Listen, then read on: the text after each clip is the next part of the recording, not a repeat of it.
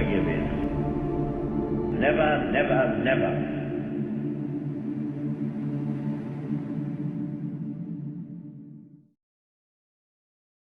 Okay, my name's David Ingrams, and we are on Bewley Down, which is part of the Blackdown Hills, about 5 miles from Axminster. And we're in your garden. Yes, we're in our garden. Okay. Mm-hmm.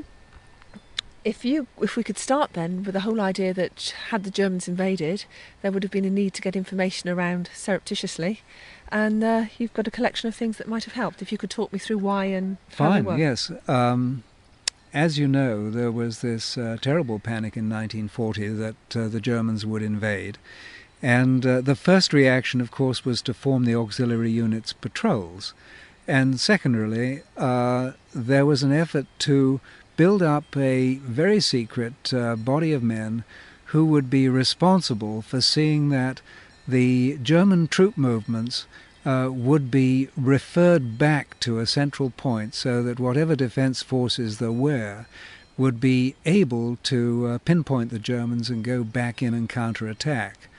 Now, the way they did this was to create what was called at the time Auxiliary Unit Special Duties, and they comprised a number of civilians who would be going about their business in the normal course of events and wouldn't be suspected of doing anything nefarious, let's say.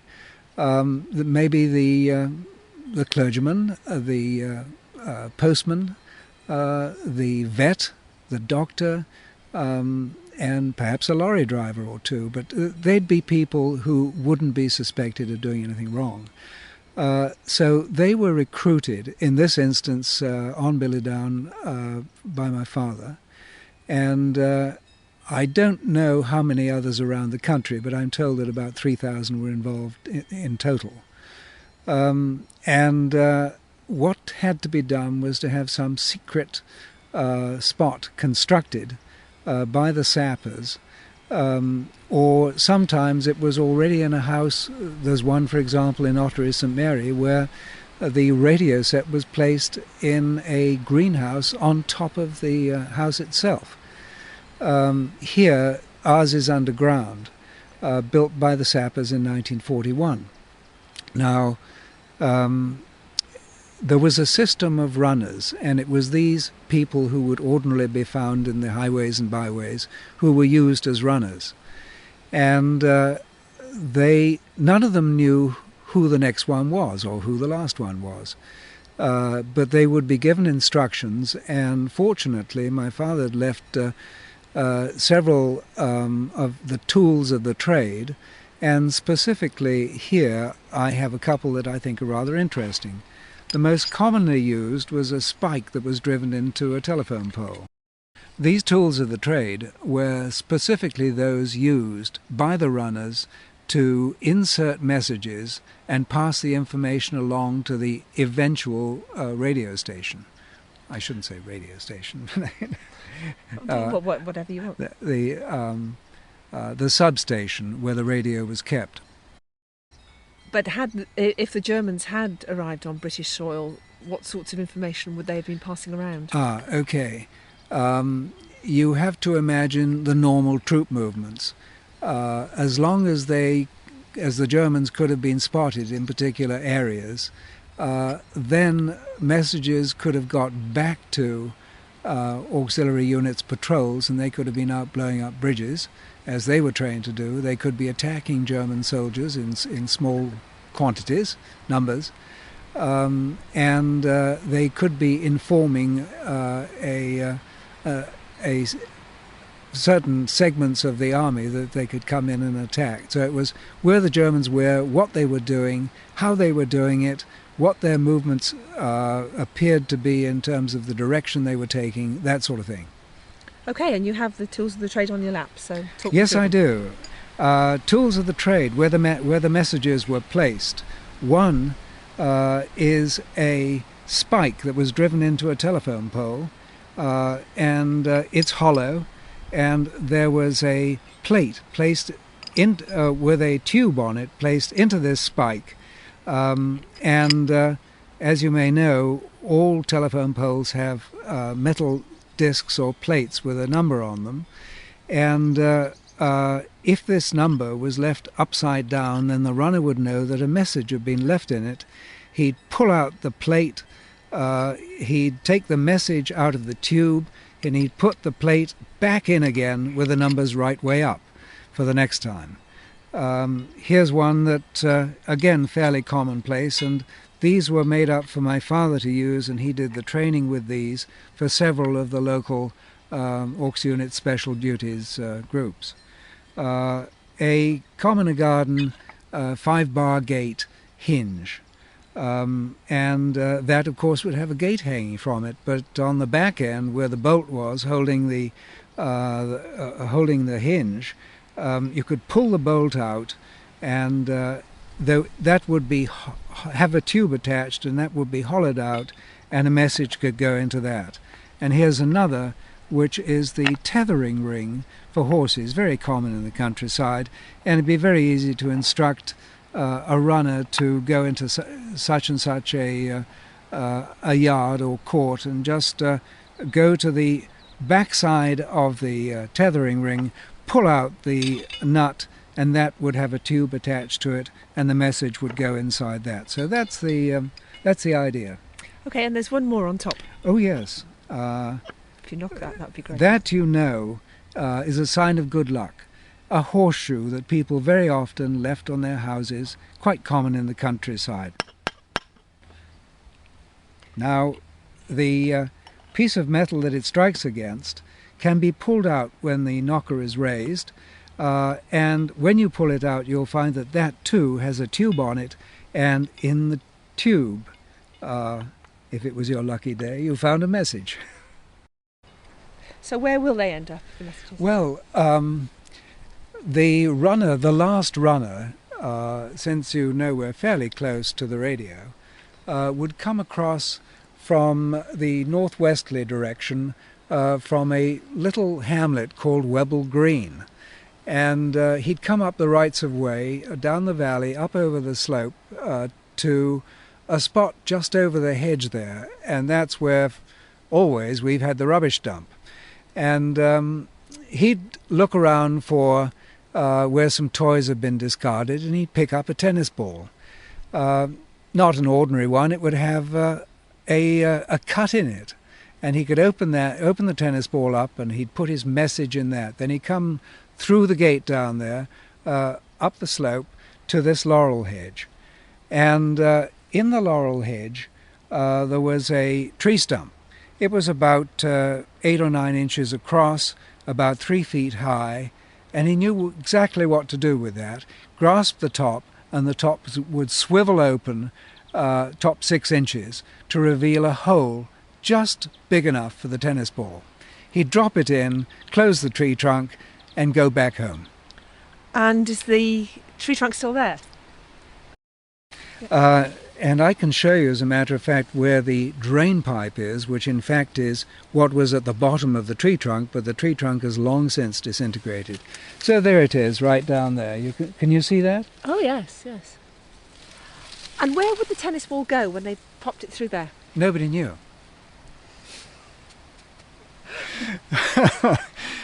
The tennis ball went down and along and arrived in the radio room, actually. Do you want me to show you where that is?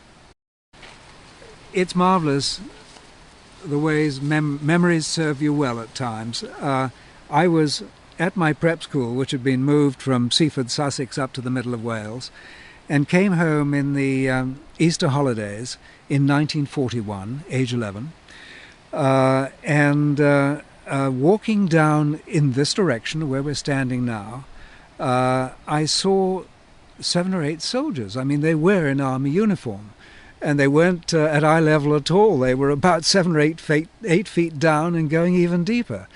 And they were pulling out all kinds of green sand from this enormous pit. As a matter of fact, I still find green sand in various parts of the garden where it had been tipped. Shouldn't be there at all.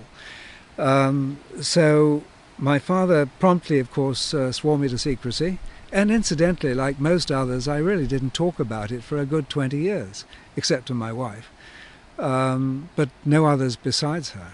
And so what were they doing?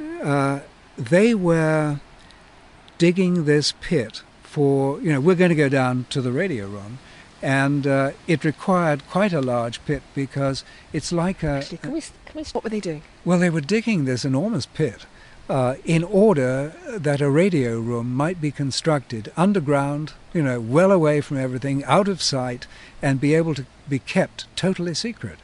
So I then, of course, left and went back to school and came back in the summer holidays, and you wouldn't believe a soul had been there. It was just exactly the same. And these troops, they were sappers, came up in a closed furniture van. They hadn't a clue where they were. And they went back in a closed furniture van with just a couple of little air vents in the top. You wouldn't necessarily know, because of your youth, exactly what this is. But in fact, it's an EC. It's a privy. And under this old rusty galvanized roof and these slightly dilapidated flint walls, there are a couple of loos, one on each side. And what we're going to do, there's something I must show you first, because I think it's relative to anybody who wanted to have a look at the radio room. This is really the only sensible way down here. You come past the house, down through the rose arbor, and at the foot of that post, the next to last one, there would be a tangle of roots from the clematis, and among those roots a rubber bulb. And anyone visiting would be required to press that bulb, punching in the code for the day, and the codes were changed each and every day. And the only alert that the people down below would have is that code would be punched in. If it was punched in wrong or not at all, and somebody obviously was trying to get into the EC, then they'd be prepared to meet the enemy, as it were. And they didn't have much in the way of self-defense except a sidearm, and that was, unlike the patrols, who were very well supplied with all kinds of weaponry. They really had nothing except the one gun. So let's have a quick look, and I can show you, and then if you're game for it, I'll take you downstairs. I would have to ask you to imagine that there was a wooden toilet seat here, and it was very ordinary in the sense of outside loos, wooden, a door, a bucket, and a shelf up here with a couple of coat hooks. This one on the left would pull out and turn. You can still see the line where it was put in. And down just below the seat there was a catch, and this was released when the coat hook was pulled. And then the entire structure had a thin false concrete floor, and the whole thing, because of the weights, could be pulled up about 4 feet high, adequate for people to just sit on the edge, put their feet across on the opposite side, and go down the ladder and get down into the corridor which led to the 2 rooms. So should we have a shot at going down there? Now, I'm just going by these 4 stays that were used to support the seat, and right below me now are some lead weights that are probably about 3 inches across and about 2 feet long. The wires are still here, although not in their proper place. And I'm now down on the concrete floor, and let's see, you would appear to be standing somewhere 4 feet above my head. Is that about right? Yes. And I'm just going to back up and get into the corridor and retreat, as it were, towards the chamber. You have this small corridor that you have to almost sort of crawl through. But you come into a chamber which contains the air vent. And this pipe, which is about a foot across at this point, goes up and is distributed into 5 ventilation shafts that go up into the laurel hedge, which we were just standing by, you know, where the drain pipe was. Now, although there's a little condensation, I think you'll agree that the air in here is really very good, isn't it? It's absolutely fine. Now, this is a very tight space, but bear in mind that there were 3 people involved in this, and they had to cover it for 24 hours, so that as often as not there was 1 person down here, and sometimes 2. 1 would be in the radio room and 1 in this which they call the map room, and it had this bench here which folds up, and a table here, and a couple of chairs. And over in that area there was a cupboard for the supplies, and there was electric here, but as a matter of fact, you know, there wasn't room for a whole lot of things, reading materials and that sort of thing. And there was heating also for emergency purposes. Now, over there, you see that hook on the wall? That, again, was at the top of a shelf, and it came out and pulled down. And as you pulled it down, it had the effect that the wire runs down through the floor and actually comes all the way across down the entire length of this part of the underground, and released, again, another catch. But what you could do then, you probably picked up these railway sleepers, which appear to make a solid wall, and indeed with the table up and the bench here up as well, which would fit in front of these sleepers.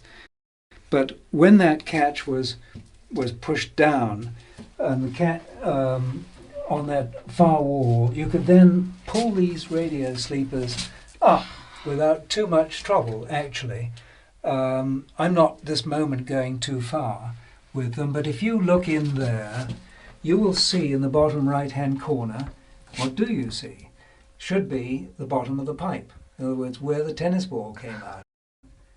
Then, of course, again, not a big room, but 1 person, the radio, number 17 set, and that was all they needed. Again, a ventilation shaft, so that it was perfectly okay for them to survive in there for 8 hours or even longer. No one ever came to any harm in here at all. And they all survived. And 1, in fact, you know, I don't know if I'd mentioned we had 2 ATS girls here that were billeted at the house. And Mary Alexander and Priscilla Badgerow. Well, I found Priscilla not too long ago, living up in Bungay, and she was delighted to have the opportunity of reminiscing a bit. What I'm going to do now, and assuming that catch has been released, is come over to the railway sleepers and catch this at the bottom here, and it pulls up, and these 2 railway sleepers, which are certainly extraordinarily heavy, tilt upwards, and there is a wooden leg on the bottom here, which I simply put up to hold it in place, and then a person can walk through without any discomfort. The radio set would be on the left on a table with a chair beside it, and down there, bottom right, well, of course, that's the in tray. That's where the message is. The tennis ball came down from the pipe, which is quite some distance from here. There are 2 rooms here because if let's say this part of the shelter were discovered, was possible, then it was hoped that the radio room would be safe. In other words, that 1 room may be found, but not both. That was the idea. One of the things that absolutely fascinates me When you came home from school, your father told you and swore you to secrecy. It was a big responsibility for an 11-year-old. I suppose so, but let me carry that just a step or two further. You say a responsibility for 11-year-old, but there were lads joining auxiliary units at 16, 17, 18 years old. Those same lads, and I called one not too long ago, whose name I had, given to me by the Aux Units Museum. And he said to me, I can't talk to you about that, it's secret. Now, bear in mind that people like my father, and they were all over the country, whether Aux Units patrols or Aux Units special duties, were told to get this organised, up and running within weeks, not months. To do that, they had to immediately and instinctively think of those whom they could trust. And that's how it was. I have given talks on Aux Units. People in the audience say, how silly, they won't talk about it today. Well, the people that Father picked wouldn't talk of it ever, under any conditions. That's the way it was. It's good to be back in daylight again, and I'm sure that for most people who went down there, it was always good to be back up in daylight.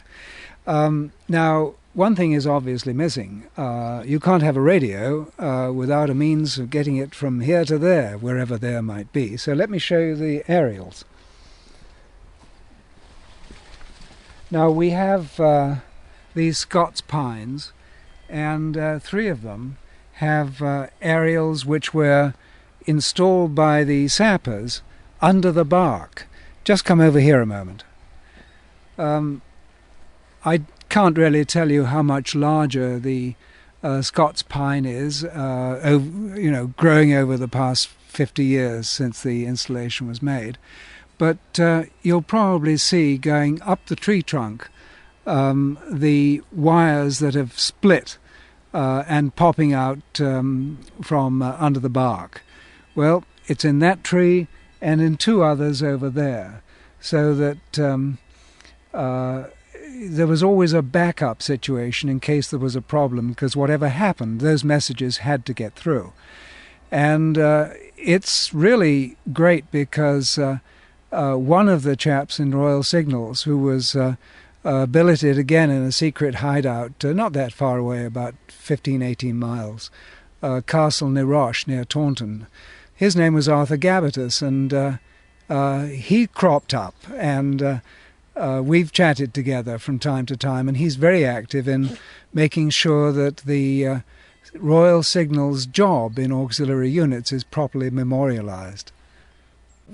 The aerials were needed to get the message from here to there. Where was there? Well, there, I can show you the maps that indicate that this substation reported back to a base in Salisbury. And I believe, but frankly I'm not sure, that from Salisbury they went back to Culls Hill, which was the auxiliary units and auxiliary units special duties headquarters. Not so much headquarters necessarily, but where they were trained to do their jobs properly. Would it interest you to know sort of who went down? There was a 3-person team that was required to man the radio room 24 hours a day, so essentially, but not necessarily always, an 8-hour shift per head. That would have comprised, as I mentioned before, my mother and the 2 ATS gals, and a couple of others, and frankly I haven't any idea who they were. Visitors would amount to the intelligence officer for the area, and it would have been either Captain Coxwell Rogers, my father, or later on Ned Fingley, and another Captain Groves, who was here for some time as IO as well after my father went off to the Middle East. My father was Captain Arthur Douglas Ingrams, and he was a Territorial Army gunner before the war, and really that's probably what drew him into this in the first place. There would need to be, the gaps would need to be filled in, the information would need to be gathered. I think that one really has to look at the whole spectrum of what might have happened in the event that the Germans not just landed but began to infiltrate the country as a whole. You've got to bear in mind that the radio, the special duty people, would be underground as long as they possibly could. And of course the people in the patrols would be out there hopefully doing what they were trained to do. And there's certainly speculation that in addition to that there would have been certain members who were trained, and they would have been members of the patrols, who had agreed that they would, to whatever extent possible, infiltrate the German military, so that whilst appearing to collaborate, they would in fact be feeding information back to the British authorities. I think it's almost inevitable that there were such people. Such is the nature of reaction to an invasion. But the chances of those people being part of the 10% of people that are surviving from the special patrols must be fairly low, I suppose. I suppose quite low. But I certainly don't believe that there was a separate group of people who had agreed to collaborate. I believe they were part and parcel of those who had been trained. That's great. Thank you very much.